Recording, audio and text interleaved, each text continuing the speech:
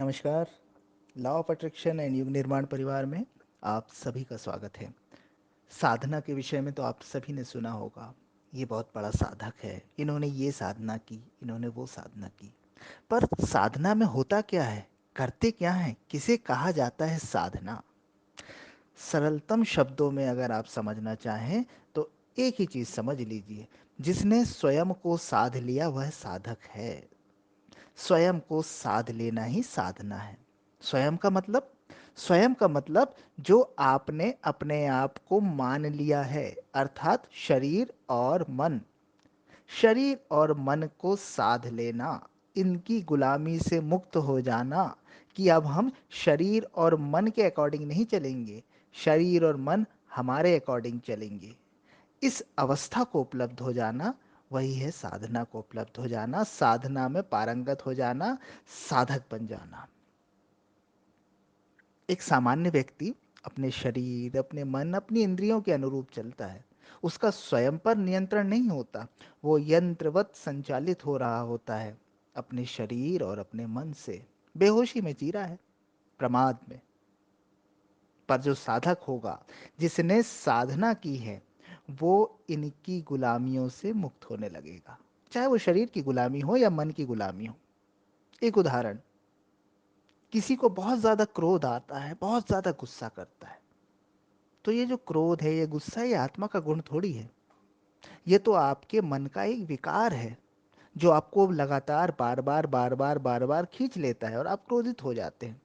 चूंकि आपका अपने आप पर नियंत्रण नहीं है, इसलिए अनायास ही आपके अनचाहे ही क्रोध उठ जाता है।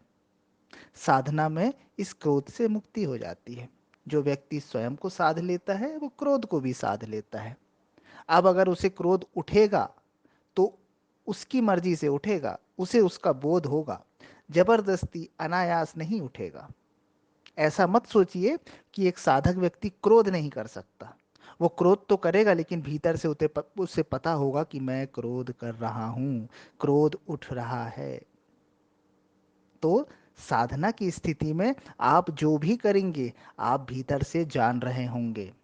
और अभी आप जो भी करते हैं, वो तो बस एक मशीन के रूप में करते हैं, रोबोट के रूप में, जिसका भीतर कोई पता नहीं रहता, क्योंकि भीतर से आप जुड़े ही नहीं है, स्वयं से आप जुड़े ही नहीं है। आपने स्वयं को मन और शरीर मान लिया है। इसलिए स्वयं को साधना ही साधना है। और यहाँ स्वयं का मतलब अभी आत्मा की बात नहीं हो रही है, आपके शरीर और मन की बात हो रही है।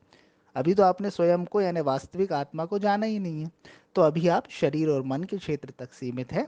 तो शरीर और मन को साध लेना, उन्हें अपने नियंत्रण में कर लेना, इंद्रियों पर विजय प्राप्त कर लेना, यही है साधना।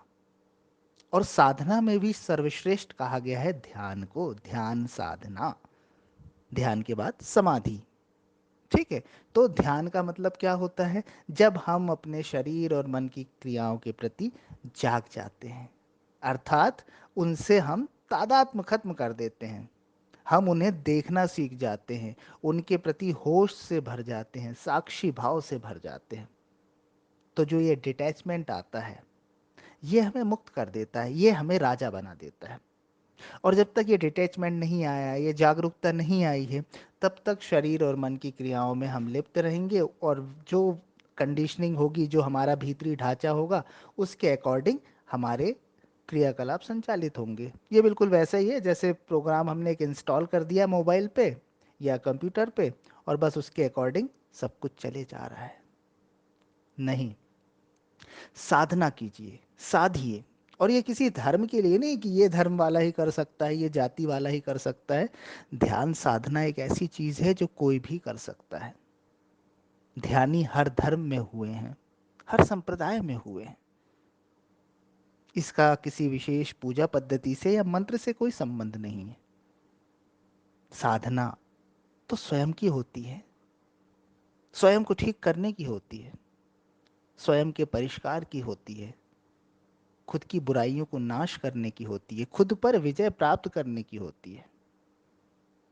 तो अगर आप साधना के विषय में कंफ्यूज रहे हैं या सोच रहे होंगे कि ये बहुत बड़ी चीज़ है, या हम कर सकते हैं या नहीं कर सकते, हर कोई कर सकता है। इसके लिए आप मार्गदर्शक की सहायता ले सकते हैं। ऐसा नहीं कि आप सब कुछ कर लेंगे।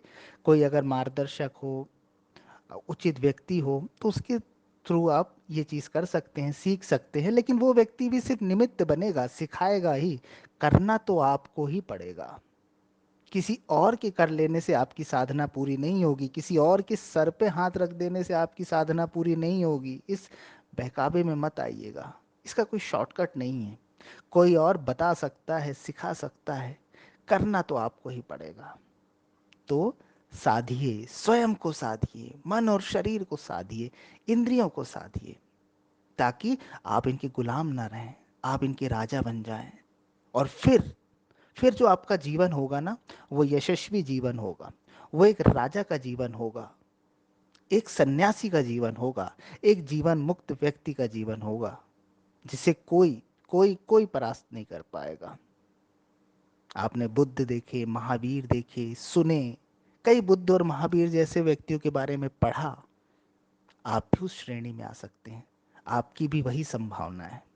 लेकिन प्रयास करिए, साधना शुरू कीजिए, धीरे धीरे शुरू कीजिए, पर कीजिए, इससे बहुत लाभ होंगे। Thank you.